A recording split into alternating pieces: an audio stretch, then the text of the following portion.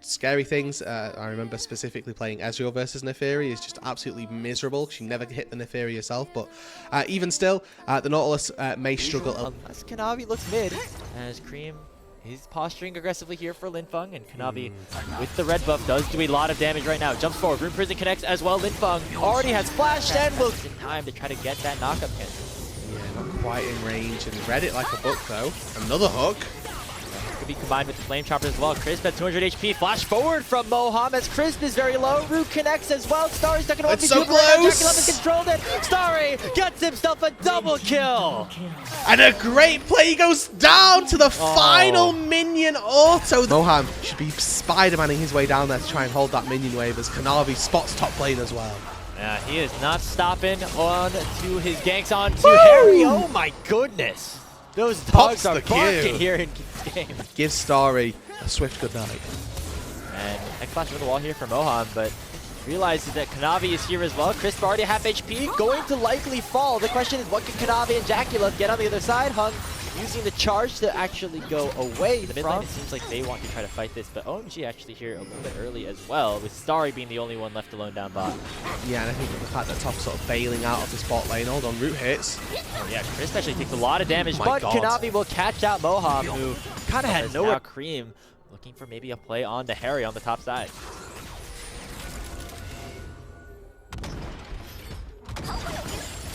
Has his flash and the needlework, so we'll see how he tries to play around this one. There comes the Hall and Miss. Hung forces Cream to flash away, and Harry will actually survive for now, and Linfeng comes over with the Weaver's Wall to at least secure a 1-for-1. Kanavi pops the ultimate and should be able to pick up one kill, but the Super Mega Death Rocket from Starry will make it a 2-for-2 overall.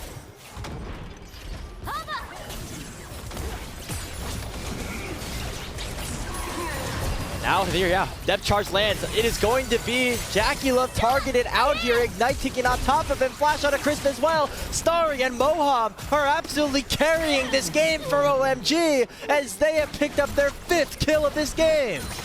Been a little bit overzealous in terms of the way they stacked up their composition. If they are not ahead in gold, it means that maybe the resources are split too thin amongst all these carries. Again, you mentioned this is like a 5-carry team comp that they have set up for themselves. One of the players might fall behind a little bit early and they could become a bit of a target. And right now that one is Jacula, who compared to the full collector on Starry, still is not even 2/3 of the way towards his Trinity Force.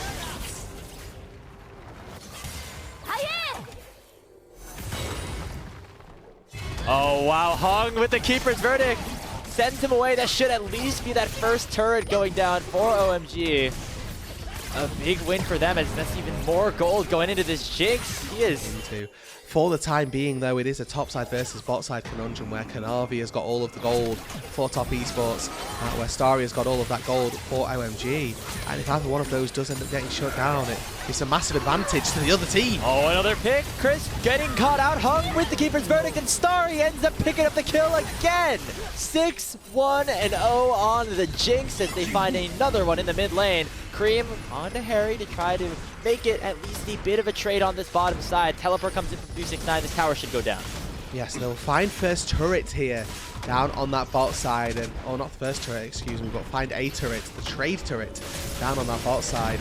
From that heroic charge will mean that Cream will survive. Oh man, over the wall Kanavi goes, but gonna get caught up by Moham. Numbers advantage so far for TES, but the teleport is coming in for Harry, as well as the Weaver's Wall, who does a nice job of blocking out Kanavi and Jacula and forcing them right into the arms of the Gwen. Already Crisp is down, Jacula forced underneath this tower, and OMG are 1-for-0 so far in the fight. And again, this lack of front. Big advantage in the top side for 369, and a big advantage for Kanavi. But also, just looking at the roses as well, 4-16, OMG. Actually not doing too badly, picking up those hidden objectives. Yeah, that's not nothing, right? I mean, it's just, you might say, oh, it's just 12 roses or something, but the XP, the adaptive force, it stacks up over time. And that just allows even more damage to go towards Starry, who now has 7 kills this game. And if they can leverage her to find a little bit of gold, move around the map, take some turrets, definitely some good things to think of. Looking at those neutral objectives as well, it's not like Top Esports are particularly close to, a sole win condition or anything of that ilk. And to be honest, OMG should be very happy. There may be a little bit of gold down, but overall, still should be quite happy with the position they have in this game. Problem right now, though, is that other than Starry's elevated shock blast to half HP, going to make it very difficult to get over to that dragon, and top Esports should be able to pick it up off of that play.